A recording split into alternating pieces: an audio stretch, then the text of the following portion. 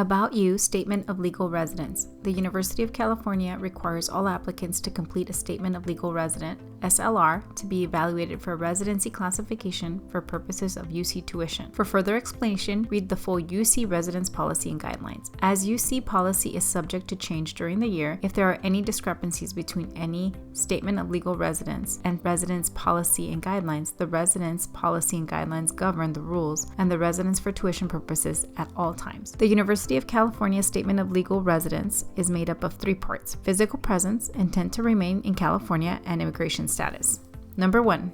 Physical presence. You and your parents must be physically present in California for more than 365 days immediately prior to the residence determination date. If you move to California primarily to attend the University of California or any other school, you are ineligible for resident classification for tuition purposes. Intent to remain in California. You and your parents must have established your intent to make California a permanent home for more than 365 days immediately prior to the residence determination date and must have relinquished ties to any prior place of residence outside of California. Please read the UC Residence Policy and Guidelines to learn more about how to document your intent to remain in California.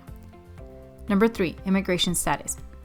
You and your parents must be citizens or permanent residents of the United States or be present under a valid I-94 for an eligible visa and have held that immigration status for more than 365 days prior to the residence determination date. In some cases, applicants who do not satisfy all 3 parts above may qualify for special circumstance, exemptions, or waiver provisions, such as an AB 540 non-resident supplemental tuition exemption, and will be asked to submit additional supplemental information at a further date.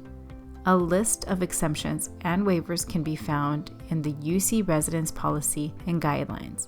Please note, even if you were previously classified as a resident in another system, you will still need to meet the University of California's classification requirements. Now the question is, would you like to be evaluated for California residency for tuition purposes? Select yes or no. If you qualify for AB 540 or DACA, you should select yes. Also, if you know you're a California resident, go ahead and select yes. Everyone else, after reading the statement, you can decide if you want to select yes or no. If you decided you would like to be evaluated for California residency for tuition purposes, you should see this page next. There will be a couple questions you have to answer, and at the end, some acknowledgments you have to make before you can continue. The first question is, have you been physically present in California for the last 3 years? If you attended high school or worked outside of California during the last 3 years, or were out of California for more than 6 weeks in the last year, you should answer no. Make your selection now. Did you attend high school in California for 3 or more years, and will you graduate or have you graduated from a high school in California? Yes or no. The next question is being pre-populated from a previous page. If you need to make a change, you can click on the edit button and it'll take you back to the page that populates this section.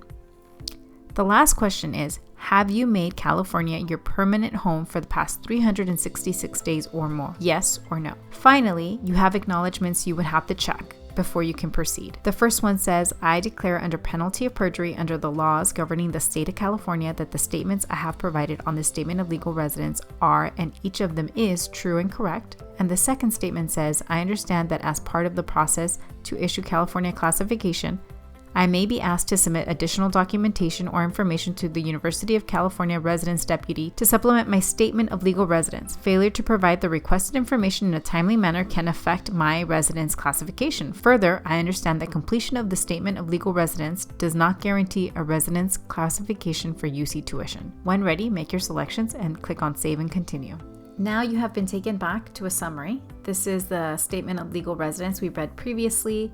Then all of the questions that we answered. If you need to make any changes, you can click on the edit button and it'll take you back. And then the acknowledgments that you checked. When ready, click on Save and Continue.